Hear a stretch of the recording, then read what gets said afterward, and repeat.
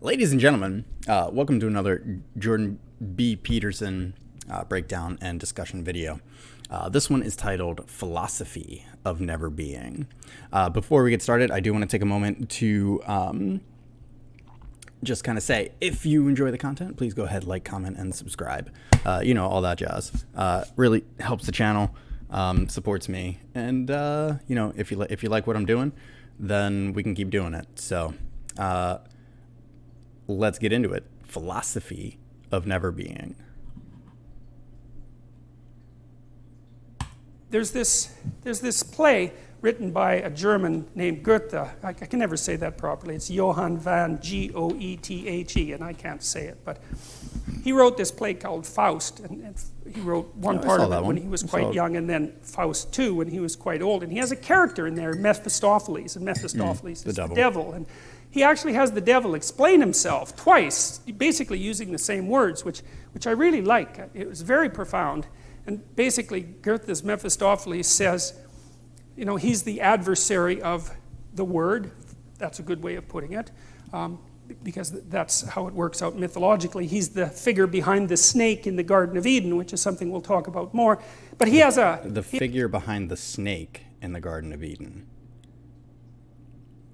Interesting. It's especially interesting when you consider, Solzhenitsyn insight or revelation that the line between good and evil runs through the heart of every man, or whatever it is.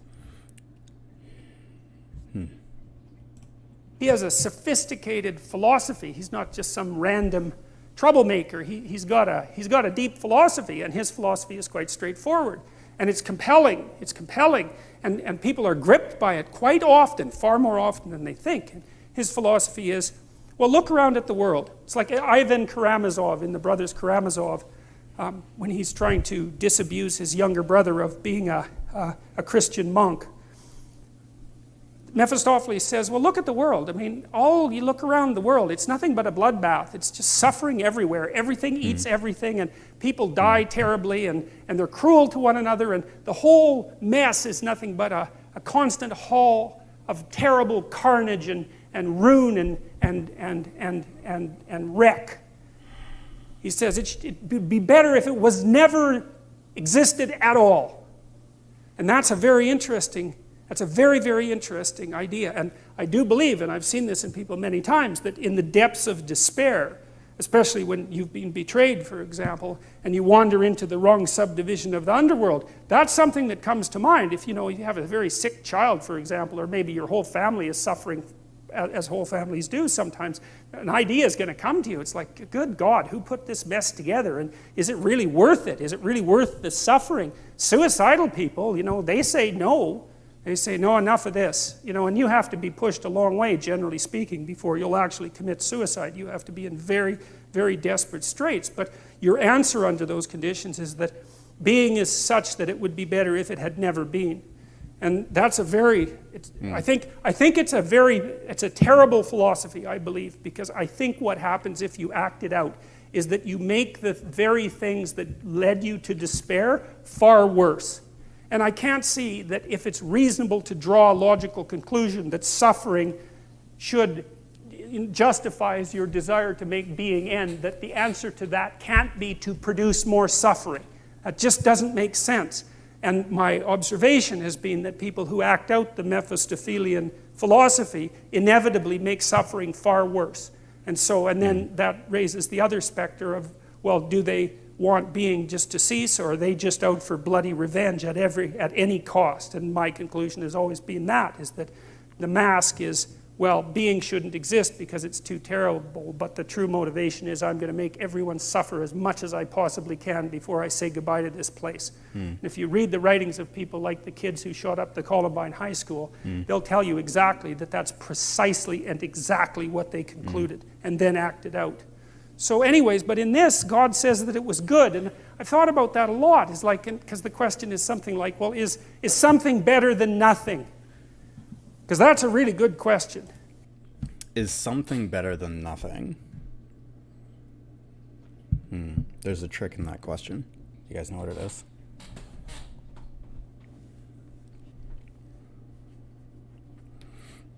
And the answer might surprise you. Something isn't better than nothing. Did you know that? It can't be. It's like saying, is up better than down?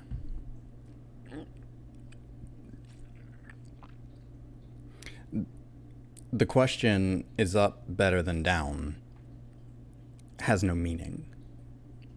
And so, does the question, is something better than nothing, also has no meaning. Because something and nothing go together. Something and nothing arise mutually. They are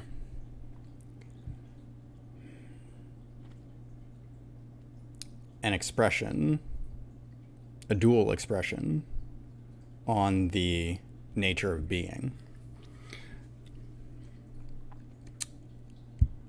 So if you're listening to this video, if you're watching, if you're listening, you're hearing my words, right? They're coming through the speaker or the headset or whatever it is that you have, right? But you may not know this, but it's a scientific fact that sound waves consist of both crests and troughs, right? So they go like this, right? And so the crest, you would say, would be the sound. And then the trough would be like no sound. Really, that's not quite accurate, I guess, to say it that way. But it's the contrast between the crest and the trough that creates the perception, or that creates the vibration, which vibrates your eardrums, right? Because if it were all crest, then your eardrum, you may hear the initial, right, when the sound first hits your ear, but then that would be it, right? Because your ear needs something, your ear needs to vibrate, right? And so vibration consists of on and off, right? So it's on, off, on, off, on, off, you know, and so it goes back and forth, back and forth, back and forth. And so it goes like this, but it does it so quickly that our brain synthesizes this into some type of meaningful information, right? It processes it as a continuous stream of sound, when really it's made up of sound, silence, sound, silence, sound, silence. Because otherwise there wouldn't be, it would be like using white paint and painting on white paper. You wouldn't be able to see it. You wouldn't know anything was happening. So is something better than nothing? It's the wrong question. It's the wrong question, because something and nothing go together. And you can't separate the two, just like you can't separate the crest of a wave from the trough of a wave. You know, and I thought about two things in relationship to that. And one is, well, maybe it depends on how it is that you are, right? Because it could be that there are ways of being in the world that justify the world, and there are ways of being in the world that make the world unbearable. And I believe that the narrative that runs through the biblical stories is precisely a dialogue between those two types of being. And the optimistic part of the story is that being requires limitation and suffering. There's no escape from that. But there are modes of being that allow that to be perhaps even more than tolerable. Perhaps there are modes of being that allow that to be good. And it's a straight and narrow road. It's a very difficult road to tread. I hate that so, word. So I think, well, I hate that word, difficult. Because it gives the sense that like there's a sense, I guess, in it that if you aren't struggling, then you're not doing it right. And that's not really what's happening. That's not really the point. It's not about difficulty. It's not about effort. It's not about how hard you try, right? It's not about how much you struggle. Actually, that's what this whole video is about, I think. It's about that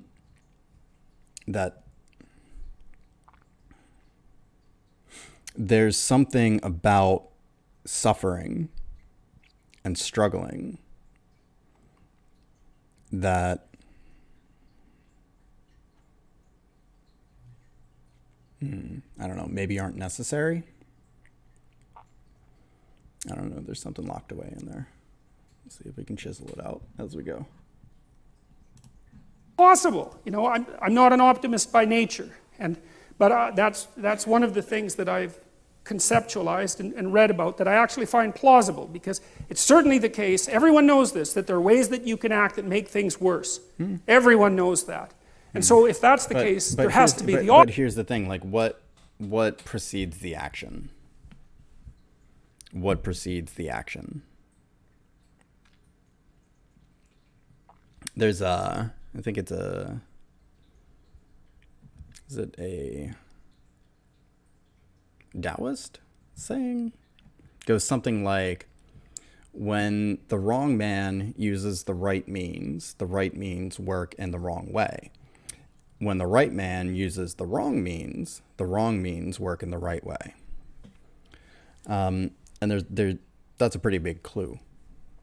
And so it has to do, there's something about, and we'll reference the earlier video too about Cain and Abel. And I really like that story. I do. I really like it. There's something about action that, why is it that some people can take some action and other people can take seemingly the same action, but both people get different results from it? Why is that? Right? And that's an important question. It is. To contemplate, to think about, and to, I mean, it's one of the doorways into your own awareness. You know, why is it that you can take the same action but get different results? Like, why? Think about it. Like, really try to connect with it, because there's an intuition in the question that'll lead you to something. Opposite, right? There has to be ways that you could act that make things better, and obviously you can act in ways that make things really way worse. And so the question is, well, are there ways that you can act that make things really much better? And I think that's the question, is, can we have our cake and eat it too? Can we have the being that requires limitation and suffering, and also simultaneously transcend that by our mode of being? And I believe that the biblical stories, and perhaps not only the biblical stories, but the biblical stories are one of the human imagination's best attempts to address and answer that question. That's what the entire story is about. So the first of it is the catastrophe of the collapse of self-consciousness and the entrance of humanity into history. And the rest of it is, okay, now we're in history. Now we know that we're going to die. We know about our mortality. We're conscious of our own being. Is there a mode of acting in the world that allows that to be justifiable, or maybe even more, that allows that to be triumphant? And then I would also say, maybe it's worth finding out, you know. That's the other thing that's so interesting, because you've got this short time on earth, and there's lots of things that are very, very difficult to contend with, and you have the problem of tolerating yourself even in all your insufficiency. And one of the things that seems to me to be the case is that if you adopt a sufficiently profound mode of being, if you attempt to do that, then the mere act of lifting up that weight is enough to justify the fact that you're insufficient and mortal and bound by tragedy. Oh my God, that's such a beautiful. Honestly, I got like goosebumps right now from this. Like, legit. I want to back it up, and we're going to pay even closer attention. And not that we weren't paying attention, but even more attention. It is, okay. Let's back it up. To being that requires limitation and suffering, and also simultaneously transcend that by our mode of being. And I believe that the biblical stories, and perhaps not only the biblical stories, but the biblical stories are one of the human imagination's best attempts to address and answer that question. That's what the entire story is about. So the first of it is the catastrophe of the collapse of self-consciousness and the entrance of humanity into history. And the rest of it is, okay, now we're in history. Now we know that we're going to die. We know about our mortality. We're conscious of our own being. Is there a mode of acting in the world that allows that to be justifiable, or maybe even more, that allows that to be triumphant? And then I would also say, maybe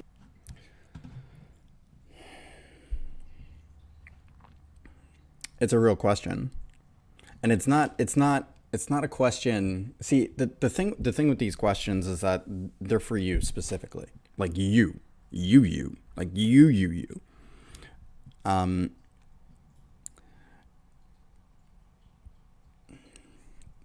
Not for somebody else, not for somebody more deserving, not for somebody better, not for somebody in a different situation, not for somebody who's been working with this stuff for a lot longer, not for somebody who's older, not for somebody who's younger, not for somebody who's better. For you. You. Right? But we deflect because questions like this, if we really gave them the attention that they require to become, to bloom and to flower into something beautiful, if we really gave them that attention, then that something in us recognizes that represents a death. Yeah, it represents a death to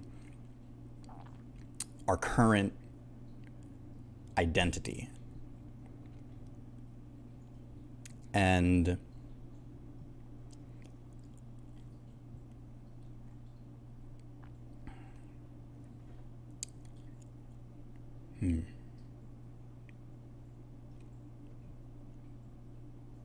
generally speaking, we don't want that. We don't want to allow our identity to be destroyed, even if it's for some ambiguous notion of something better to replace it. And there's even,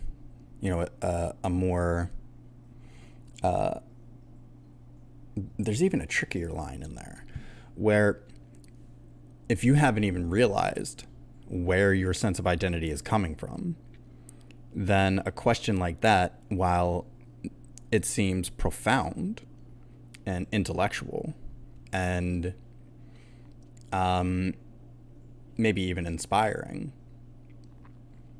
ultimately produces no change in you.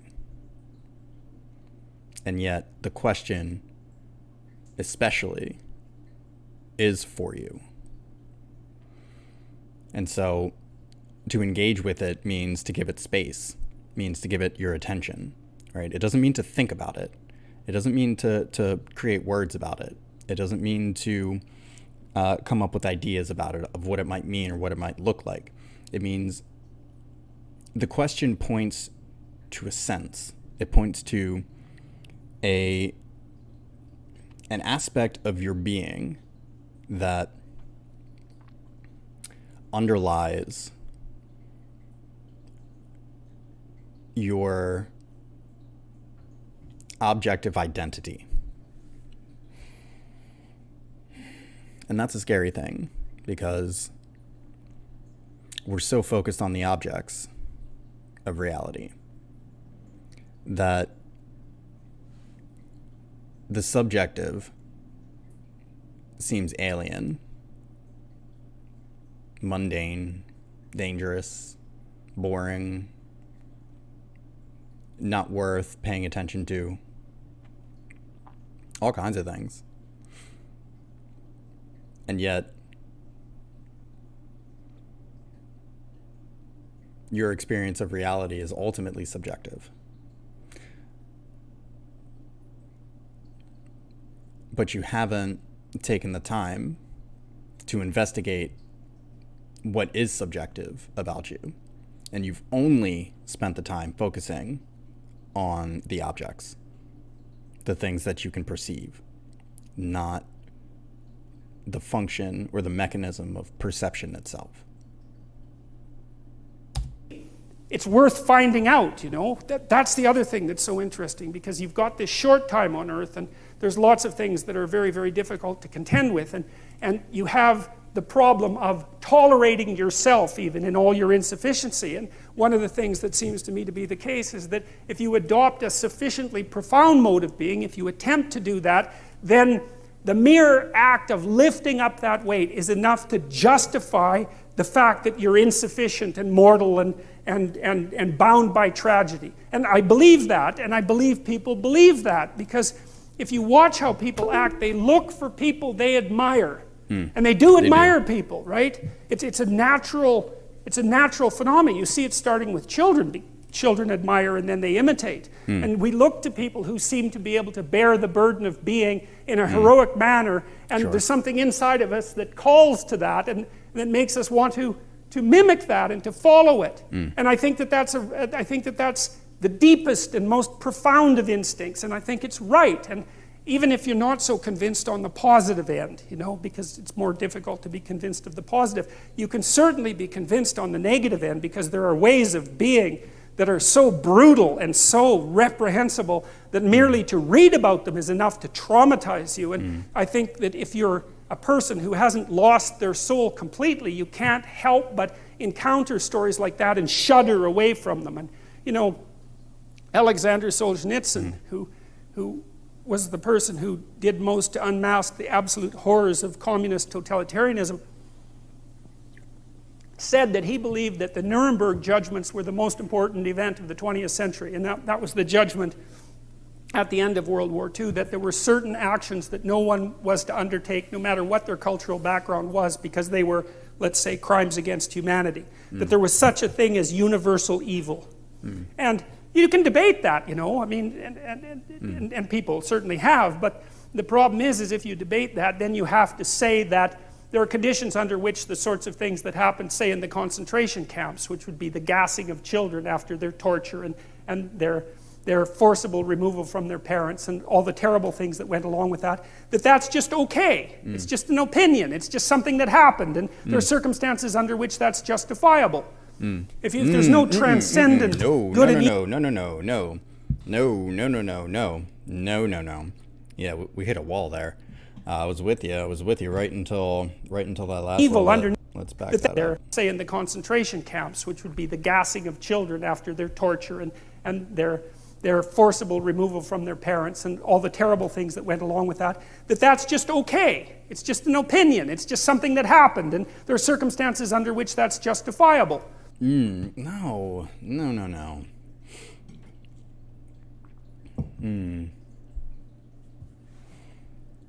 So that's pretty deep.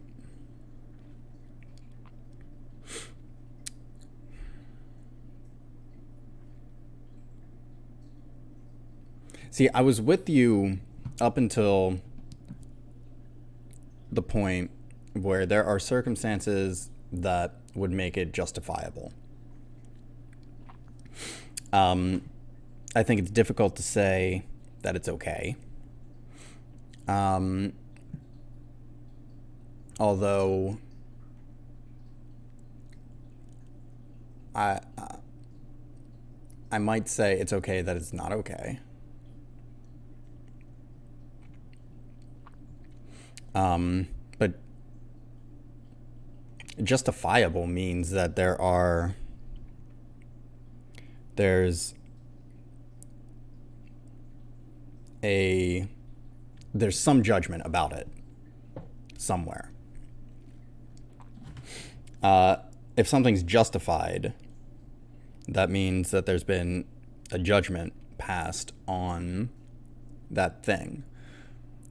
But if we're going to take the line that nothing is good, nothing is evil, those are just judgments that we make about objects and about situations and about events and circumstances, then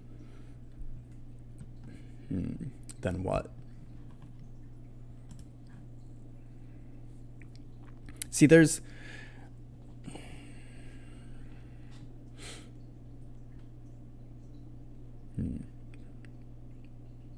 it's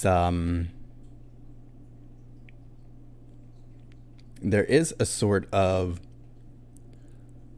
ability to be able to separate the visceral emotional reaction that you have to something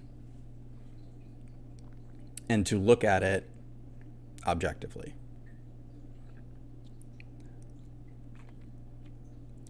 And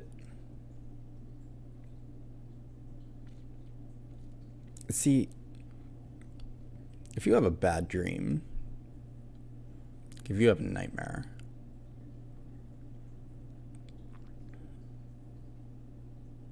do you have a funeral for those who died after you wake up?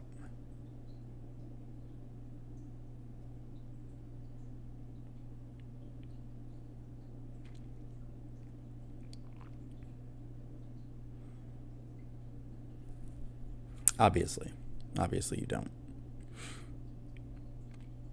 Now, am I saying that?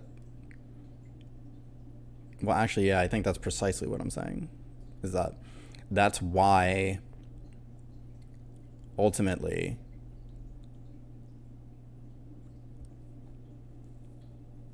it's a difficult, it's not really a stance though. It's not like I have a stance and this is what it is. It's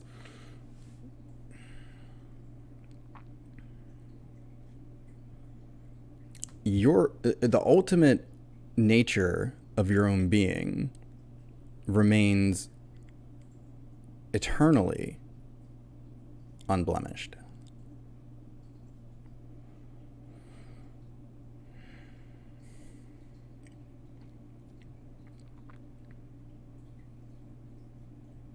If that's true, and you can find out for yourself on your own, and whether it is or whether it isn't, and I apologize for the webcam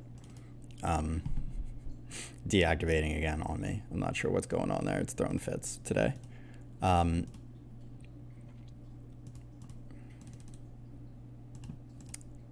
there we go. If it's true, then all of the pain and all of the suffering that not only is a potential to be experienced, but has been experienced by individuals. What can we say about that? What can be said about that? If your ultimate being, your ultimate nature is, regardless of what happens, remains unblemished. You know, I mean, and is it right to make judgments about someone else's experience, regardless of how heinous it looks from an outside perspective? Is that the right? That's a tough question. That's a hard fucking question. That's a really tough question. Again, obviously, there's a visceral emotional reaction, a visceral emotional response to heinous acts, you know, that comes from something that you might consider to be compassion.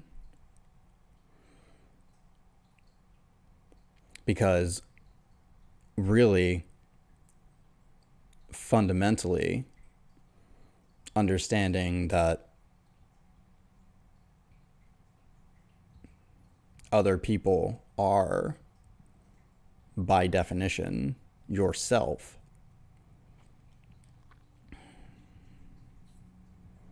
If you've seen this, if you understand that other people are, by definition, yourself,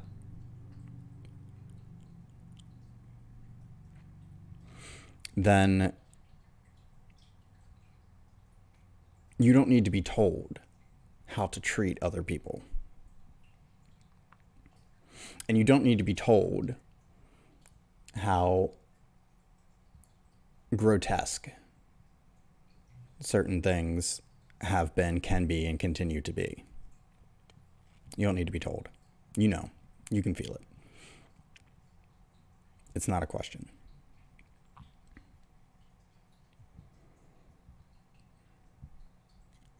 And even if what we're saying here is true, in that there is evil. Like, there are some things that are evil incarnate. That's not the end. You know, it's always, what do you do about it? How do you proceed? How do you live in such a way that your existence doesn't contribute to that evil?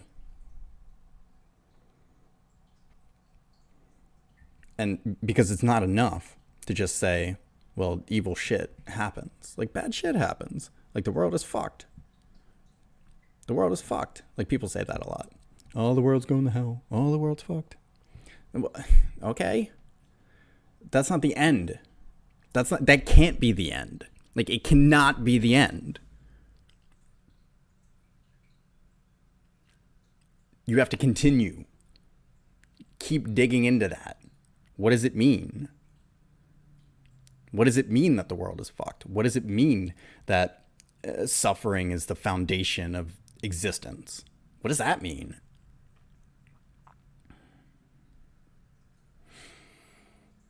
And so it's interesting, because if you go that way, or if you go the other way, where there is no such thing as evil, evil is just a judgment that we pass individually as you know, whatever is a moralistic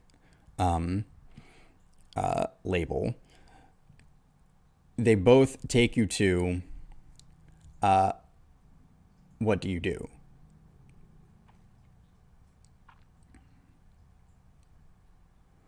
So they both lead you to the same place. You know, and it's never that actions are justifiable. It's never that actions are justified or justifiable. I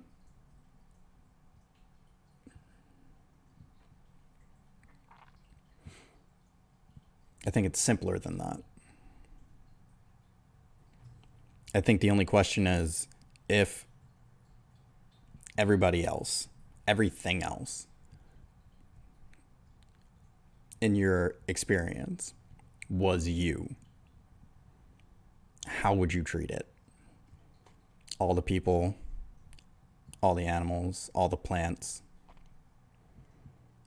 all the rocks, minerals, the air that you breathe, you know, the space in your life.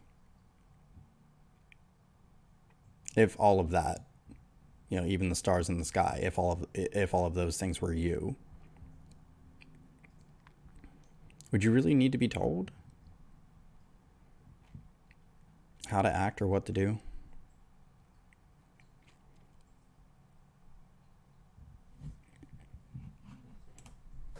If there's no transcendent good and evil underneath that argument, it's only a matter of practicality. And it seems to me that that's not the right conclusion to draw. That's how it seems to me, and that's what Solzhenitsyn concluded when he... It's not the right conclusion to draw because it's not a conclusion. It's an observation. A conclusion would be, there's no such thing as good or evil, so do whatever you want. That's a conclusion. The conclusion would be, but the observation that there is no such thing as good and evil is a legitimate observation. It's a legitimate observation because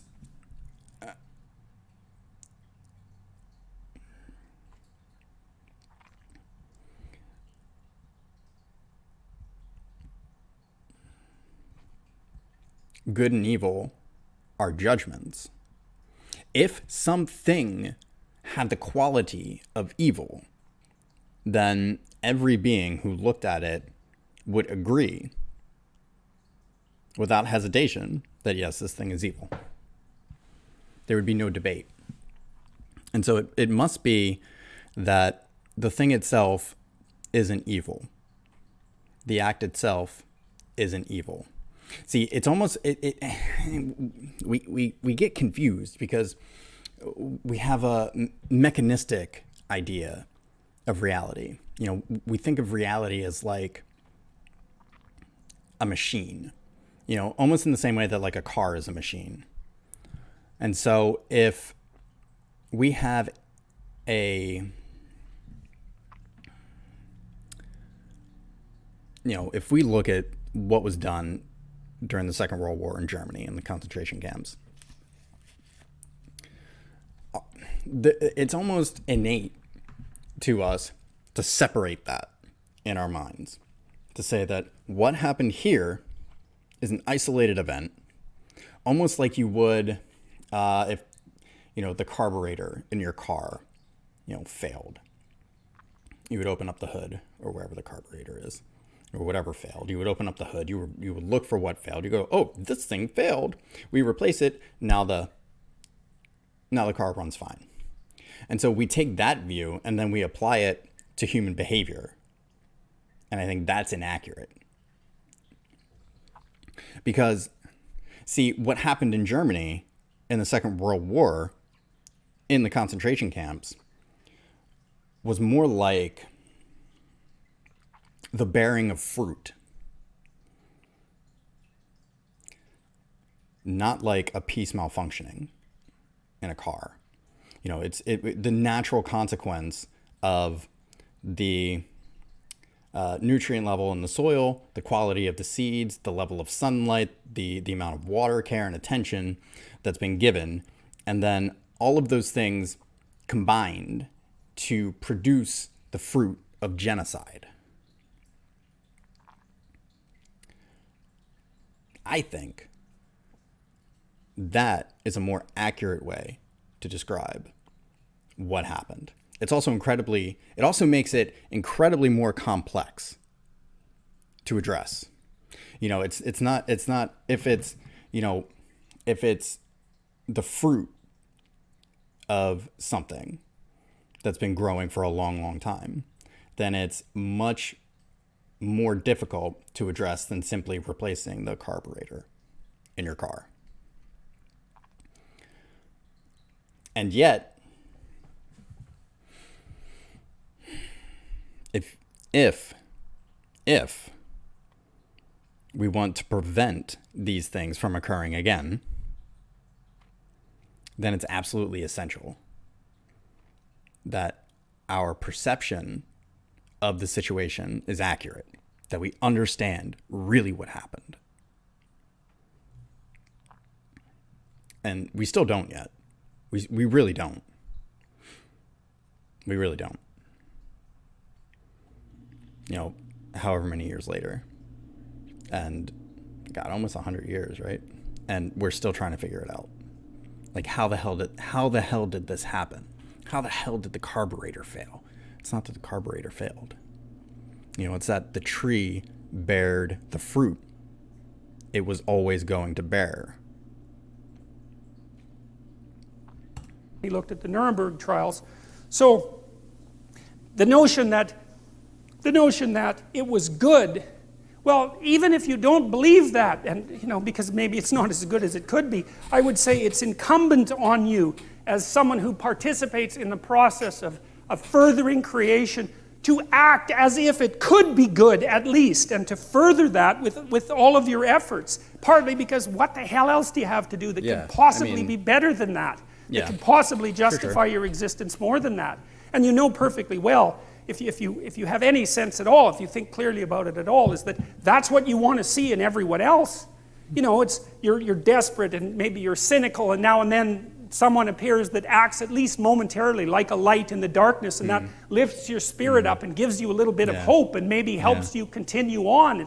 Well, that's obviously a call to being. It's a statement from your own soul that says, well, there's something about that that's how you should be. It's the resonance. Yeah. And maybe then, well, we get a chance to, like me again, to participate in what is good. Cool. So, yeah. That got deep.